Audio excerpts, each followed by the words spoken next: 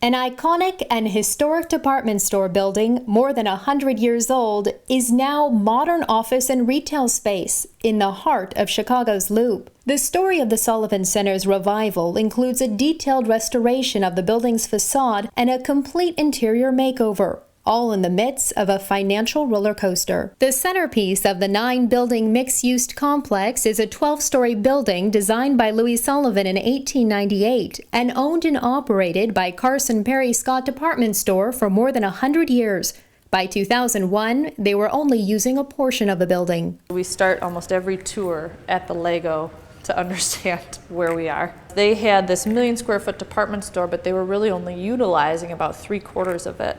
The upper floors they had used for office space and extra inventory, and it had been rendered obsolete over time, and they were spending a lot of money for the upkeep of those floors. Under the building, they had a 100-year ground lease. They waited 99 years to address the 100-year ground lease, so with about a year left, they needed to align themselves with a developer they were comfortable with. Also at the same time, they weren't interested in operating the real estate. They're a department store company. They just wanted to focus on the retail. We ended up advising them that, well, here's an opportunity to really gain some value, capture some value from redeveloping those upper floors into office space. Chicago-based real estate company Joseph Freed and Associates began talks with Carson Perry Scott to do a sale-leaseback in 1999, and it took until 2001 to complete the transaction. Financing the deal was a challenge with the events of 9/11 and the perception at the time that office space in the East Loop was not desirable. Several local banks were unwilling to take the risk.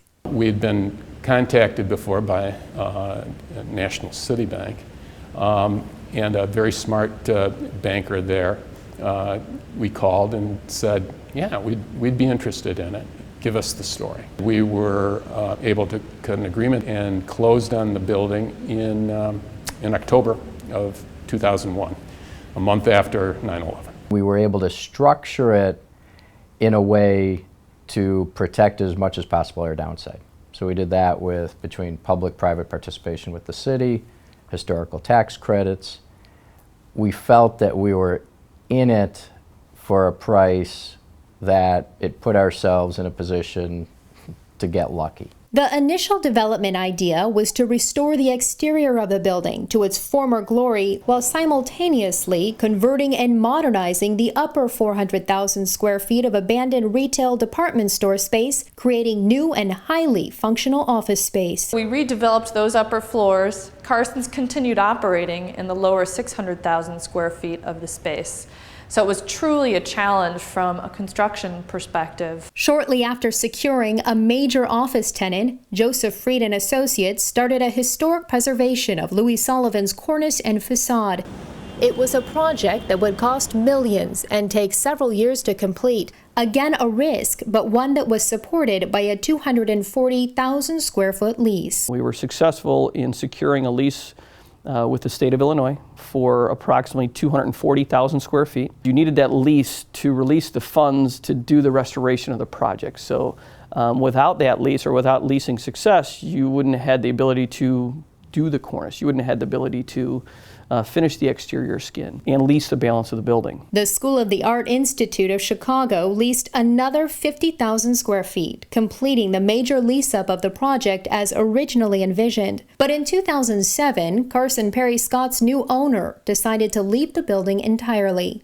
We realistically never thought when we undertook it in 2001 they'd close the store, because it was their flagship store. We always anticipated they'd probably shrink a few floors. Between the School of the Art Institute and the state of Illinois, pretty much all of the 300,000 was leased up. Now, once Carson's leaves, you got that big 620,000 to go. But Joseph Freed was able to secure more financing, although this required other lenders besides National City to get involved. And to obtain the financing, the developers had to attract more tenants. The large floor plates designed for Carson's a century ago are now the latest trend for tenants seeking creative, collaborative workspace. We essentially created a new building within an existing historic landmark. When the developers chose to come into the marketplace with this property, they needed to have some kind of a hook to bring people into this building.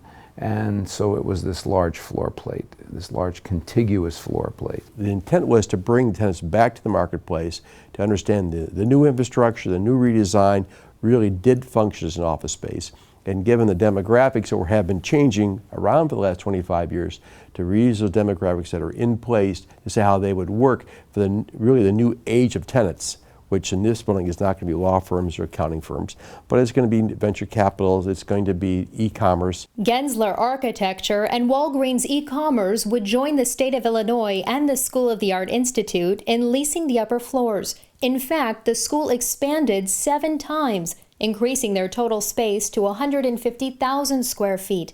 The lower 3 floors are home to a new city Target, among other retail tenants. Although the project achieved many successes, it also faced financial challenges. For one, the original loan matured in 2011 and could not be refinanced, which meant that it was technically in default. In February 2012, the bank sold the loan. At this time, the loan was restructured and the developer was forced to give up a portion of the ownership in the property. We had secured Target, we had secured Designer Shoe Warehouse, some more office tenants, Walgreens, but again, there was at least one member of the bank group that didn't want to extend, and they forced the loan to be sold. What happened there, for other reasons not having to do with this, we were willing to pay par value.